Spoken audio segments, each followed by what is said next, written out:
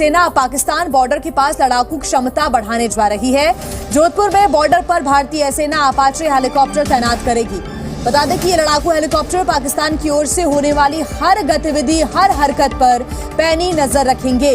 बड़ी खबर इस वक्त आपको हम बता रहे हैं। भारतीय सेना पाकिस्तान बॉर्डर के पास लड़ाकू क्षमता बढ़ाने जा रही है। सारे निकम्मे, सारे नफ्सियाती हैं, सारे साइको। ये फैसला करना मुश्किल होगा इनमें सबसे बड़ा साइको, सबसे बड़ा नफ्सियाती कौन होगा। ये पूरी निकम्मों की, नफ्सियाती लोगों की टीम बनी हुई है जो इस नाम नेहाद, क्या कहते हैं, शाइनिंग, सो कॉल्ड शाइनिंग, जगमग जगमग करते भारत को डगमगा रही है। ये रियलिटी, जगमग नहीं कर रहा भारत, डगमग डगमग। पाकिस्तान के साथ कंपेयर करना इस वक्त समझता हूं कि Pakistan doesn't qualify to be compared with India at the moment. বন্ধুরা, এই মুহূর্তে ভারতের তরফ থেকে পাকিস্তানি সীমানায় নিজেদেরকে সবথেকে বেহতরিন অ্যাডভান্স হেলিকপ্টার অ্যাপাচি দিয়ে ডিপ্লয় করেছে, যেটিকে রাজস্থানের যোধপুরের ভেতরে ডিপ্লয় করা হয়েছে। আর এটিকে বিশ্বের সবথেকে ভয়ঙ্করতম অ্যাটাক হেলিকপ্টারও বলা হয়, এমনকি এটিকে ফ্লাইং ট্যাঙ্ক নামেও জানা যায়। যখনই ভারত পাকিস্তান সীমানা লাগাওয়াতে এটিকে ডিপ্লয় করেছে, তো পাকিস্তানের ভিতরে এখন একটাই ভয় হতে শুরু করছে যে ভারত কি পাকিস্তানের ভিতরে হামলা করার প্রস্তুতি নিচ্ছে। সেখানে আবার ভারত পাকিস্তানের বর্ডার লাগোয়া সীমানাতে নিজেদের সৈন্য ক্ষমতাকে বৃদ্ধি করার জন্য তো করে দিয়েছে এগুলো, যদিও পাকিস্তান নিজেদের কারণে তারা এখন নিজেরাই ডুবে ডুবে মারা যাচ্ছে। তাই ভারতের এই মুহূর্তে পাকিস্তানের উপর কোনো রকম আক্রমণ করার প্রয়োজনই নেই, কেননা পাকিস্তানকে ধ্বংস করার জন্য পাকিস্তানের লোকই তো যথেষ্ট। কিন্তু বন্ধুরা, তবুও এই খবরে পাকিস্তানের মিডিয়া যে ঘুম উড়ে গেছে সেটা আপনারা নিজেরাই দেখে নিন। এমন ভিডিও পাওয়ার জন্য অবশ্যই কিন্তু চ্যানেলটিকে সাবস্ক্রাইব করে রাখবেন। सेना पाकिस्तान बॉर्डर के पास लड़ाकू क्षमता बढ़ाने जा रही है। जोधपुर में बॉर्डर पर भारतीय सेना अपाचे हेलीकॉप्टर तैनात करेगी। बता दें कि ये लड़ाकू हेलीकॉप्टर पाकिस्तान की ओर से होने वाली हर गतिविधि, हर हरकत पर पैनी नजर रखेंगे।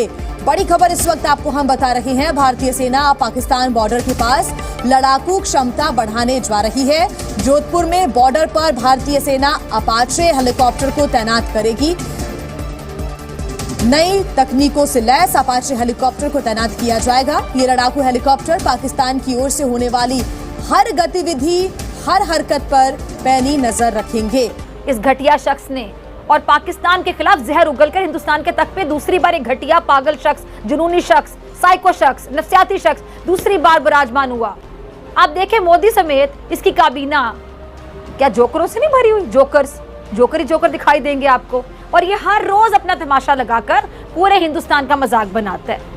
अजीत डोवल, जो मोदी का वैसे तो नेशनल सिक्योरिटी एडवाइजर है और वो भी अपनी ज़ात में एक बहुत बड़ा गधा है, जो बलोचिस्तान को दहशतगर्दी की आग में लपेटने की बात करता है।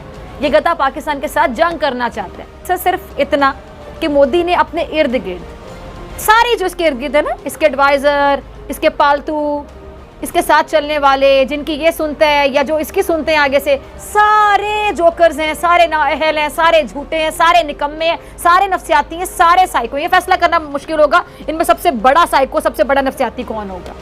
ये पूरी निकम्मों की, नफ्सियाती लोगों की टीम बनी हुई है जो इस नाम नेहाद, क्या कहते हैं, शाइनिंग, सो कॉल्ड शाइनिंग, जगमग जगमग करते भारत को डगमगा रही है। ये रियलिटी, जगमग नहीं कर रहा भारत, डगमग डगमग कर रहा है, डगमगा रही है। ये जो शाइन इनको नजर आती है बेसिकली आग है, भारत जल रहा है। यानी ये लोग अपने मुल्क को अपने हाथों से तबाह कर रहे हैं, बल्कि तबाह कर चुके हैं।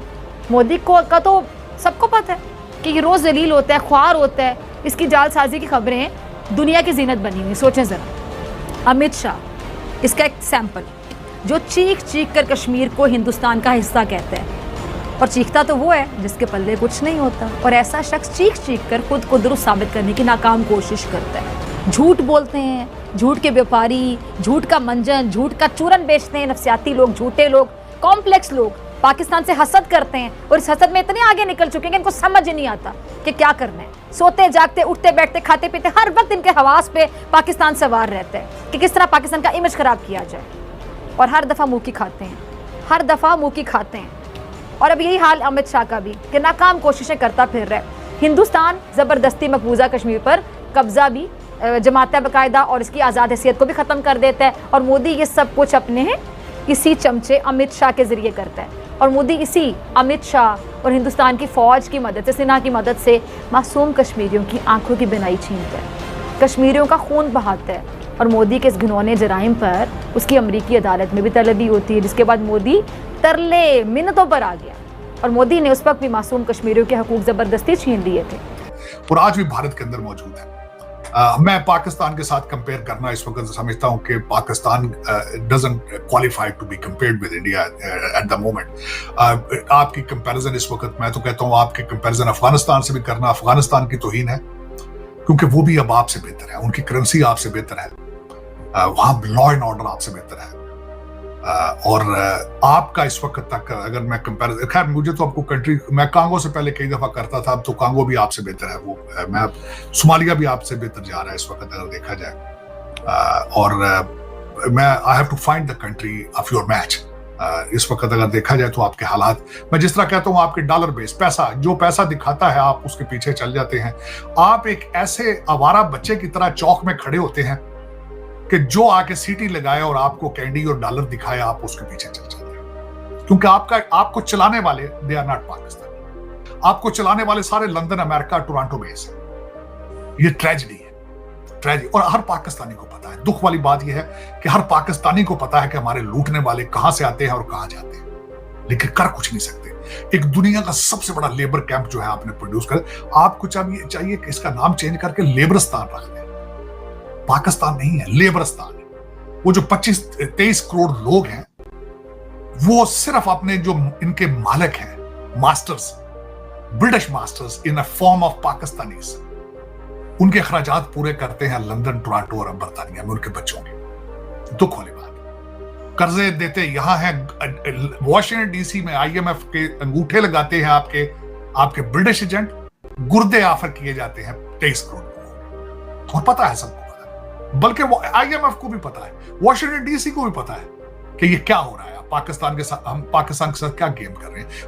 मैंने आपसे वादा किया था, मैं चैलेंज करूंगा इन चीजों, मैं करूंगा चैलेंज, अपनी जिंदगी में करूंगा चैलेंज। आपको चैलेंज नहीं करूंगा, आपके लुटेरों पे कौन हाथ डाल सकता है, मैंने मरना थोड़ी। मैं चैलेंज करूंगा IMF और वर्ल्ड बैंक कि तुमने मेरे tax payers as an American corrupt लोगों को क्यों दिए, जबकि तुम्हें पता था कि दे आर करप्ट। जब तुम्हें पता था कि वो कौम का सौदा करते हैं, तुमने उनके साथ उन्हें क्यों दिया गया? मोदी जब से बैठा है तब से अब तक भारत में मुसलमानों का जीना हराम कर रखा उसने। क्या मुसलमानों के साथ क्या जुल्म ज्यादती किया, बताएं जरा ऑडियंस को। जाति जे करते हैं, अच्छा, लेटा के गाय भैंसे उनसे ऊपर से उतार देते हैं। हाय कहाँ देख लिया ये? देखा है, मैंने खुद देखा है, वीडियो TV पे देखा है।